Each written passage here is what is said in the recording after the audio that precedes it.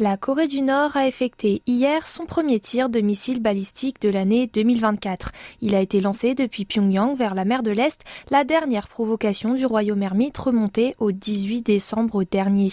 L'agence centrale de presse nord-coréenne, la KCNA, a annoncé la réussite du tir qui serait un missile balistique à portée intermédiaire appelé IRBM, hypersonique à combustible solide. Il aurait été chargé d'une ogive contrôlée et manœuvrable.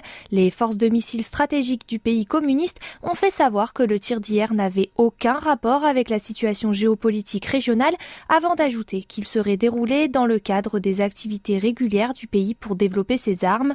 Hier, l'état-major interarmé sud-coréen a de son côté annoncé que le tir avait été effectué vers 14h55.